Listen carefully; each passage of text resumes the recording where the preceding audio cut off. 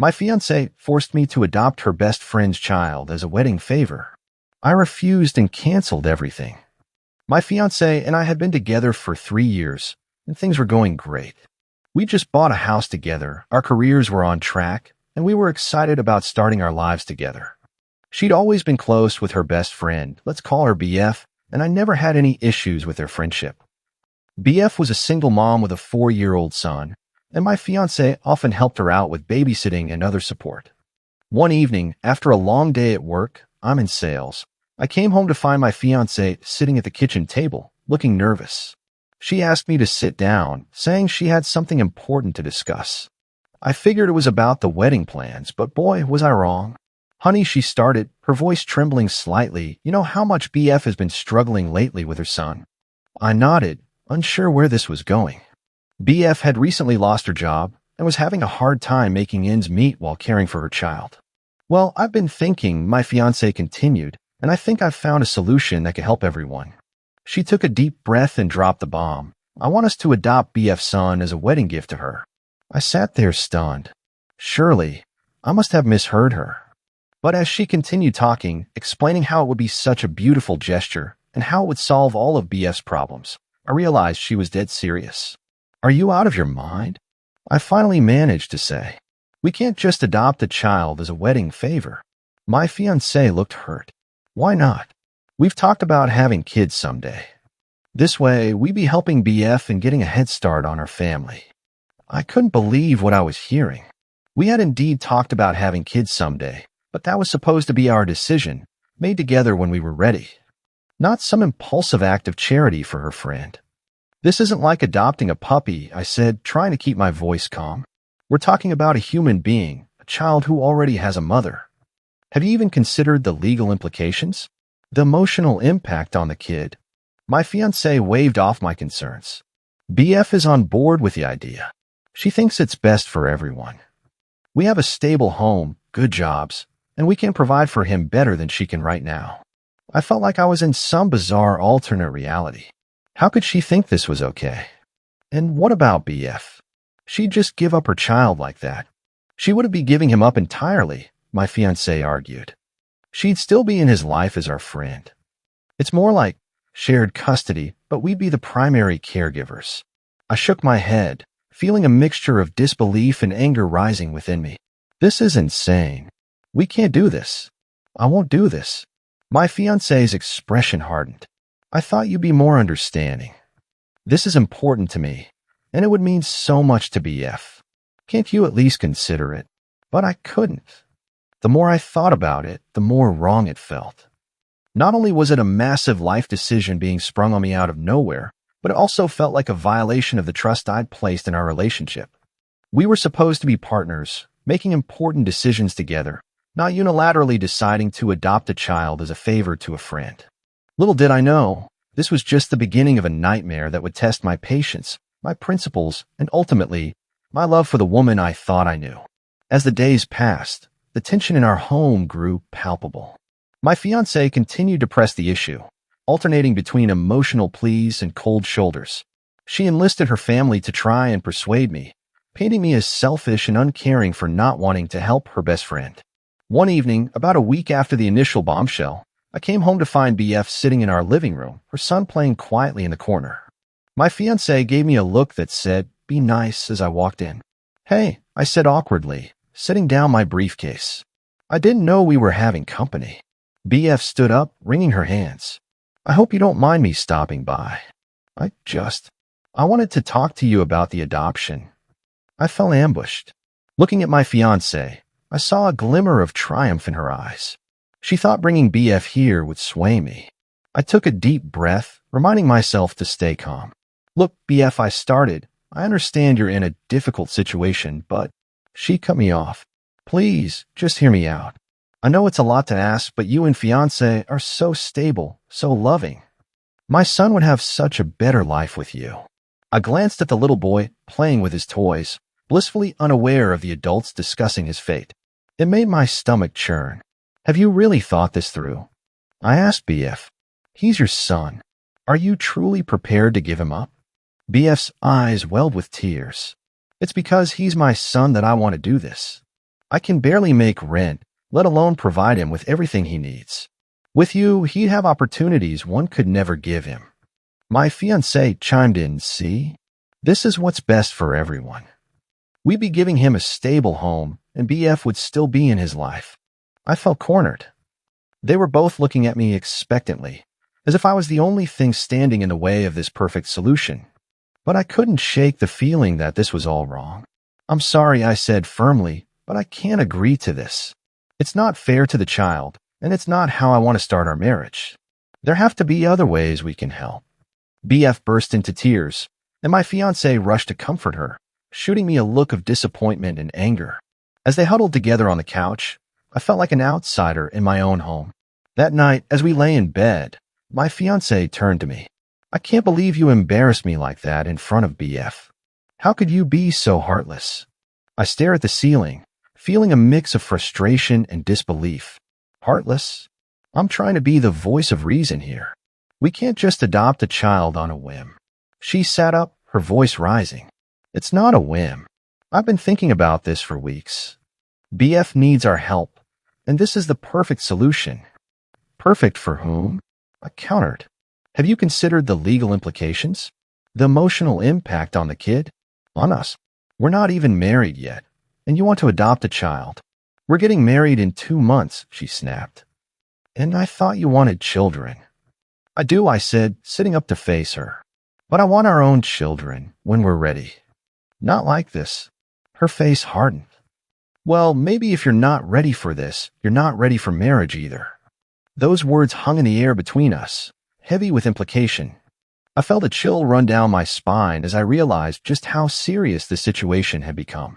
The next few weeks were a nightmare. My fiancé became increasingly hostile, constantly bringing up the adoption and making snide comments about my lack of compassion. She started excluding me from wedding planning, making decisions without consulting me.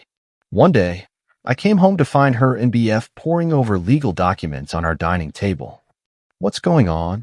I asked, though I had a sinking feeling I already knew. My fiancé looked up, her expression defiant. We're looking into the adoption process. I figured since you're being so difficult, I get the ball rolling myself. I felt my blood pressure rising. Are you serious? You can't just do this without my consent. BF had the decency to look uncomfortable, but my fiancé stood her ground. Watch me. This is happening, with or without your approval. That was the moment I knew our relationship was over. The woman I loved, the one I thought I knew, was willing to bulldoze over my feelings and make unilateral decisions about our future. It wasn't just about the adoption anymore. It was about trust, respect, and our fundamental compatibility as partners. I took a deep breath, steeling myself for what I knew I had to do. If that's how you feel, then I think we need to call off the wedding. The room fell silent. BF's eyes widened, and my fiancé's face went pale. What? She whispered, her voice barely audible. You heard me, I said, surprised by how steady my voice sounded. If you're willing to make such a massive decision without my input, then we clearly aren't ready for marriage. I'm calling off the wedding. The silence that followed was deafening.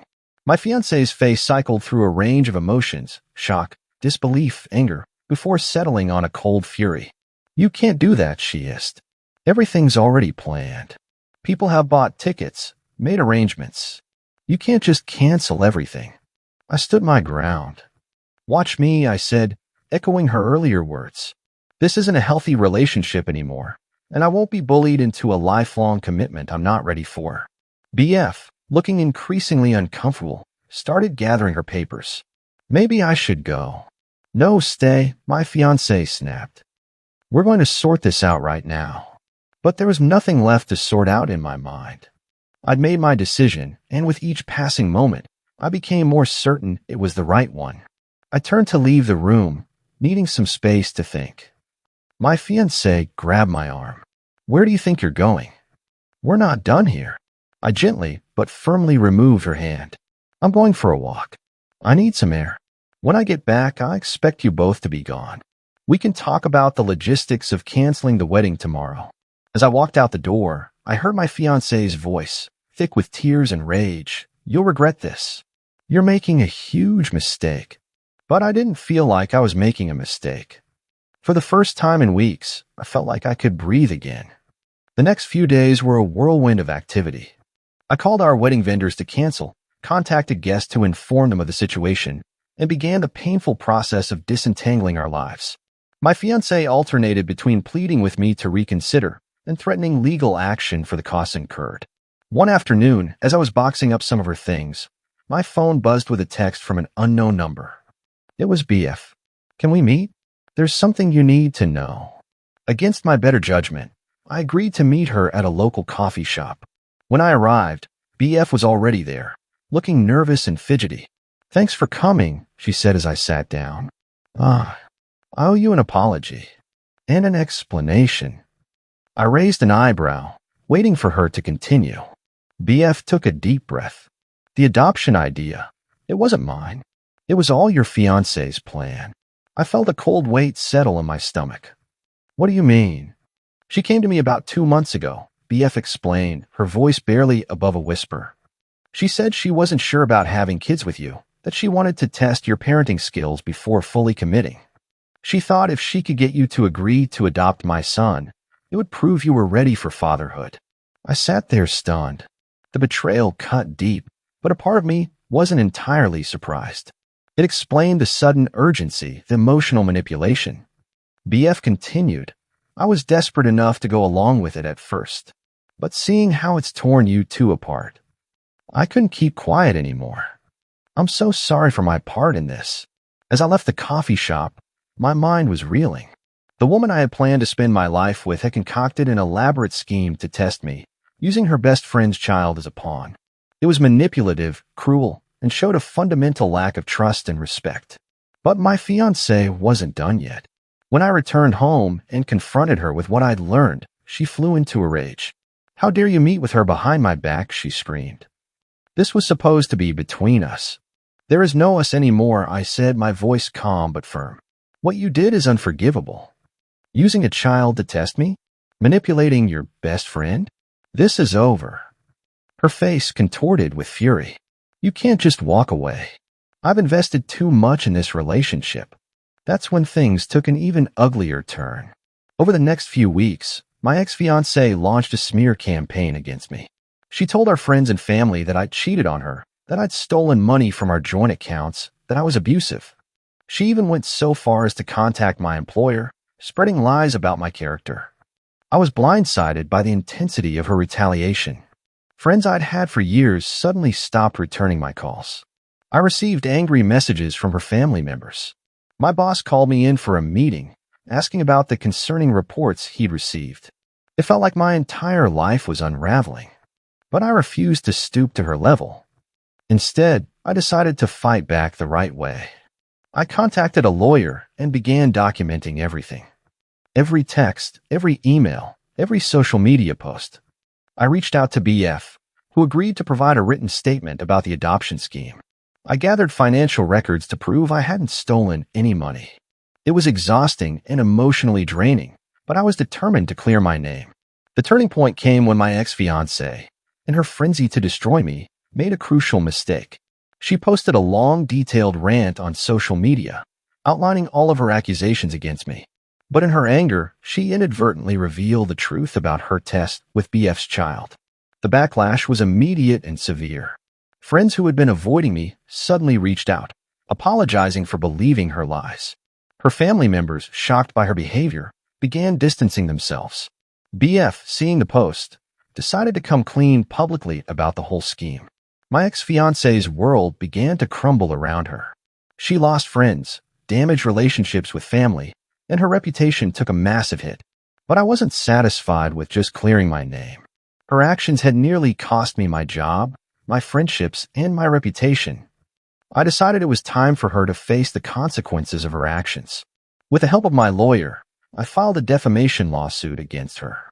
The evidence was overwhelming. Her social media posts, text messages, emails, and witness statements from BF and others who had been caught in her web of lies. We also included the financial damages I had incurred from canceling the wedding and the potential impact on my career. The legal process was long and draining, but it was worth it. In the end, the court ruled in my favor. My ex-fiancée was ordered to pay a substantial sum in damages and to make a public retraction of all her false statements. The judge's scathing remarks about her behavior were particularly satisfying. The defendant's actions show a disturbing pattern of manipulation, deceit, and disregard for the well-being of others, the judge stated. This court finds her conduct reprehensible and hopes this judgment will serve as a deterrent for similar behavior in the future. The fallout from the lawsuit was significant. My ex-fiancée, now facing financial ruin and social ostracism, was forced to move back in with her parents. She lost her job when her employer learned of the extent of her deception. Her attempts to rebuild her life were hampered by the court order, requiring her to disclose the judgment against her to potential employers. As for BF, she apologized profusely for her role in the scheme. While I couldn't fully forgive her initially, I appreciated her eventual honesty. She sought therapy to work through her issues and focused on rebuilding her life and relationship with her son.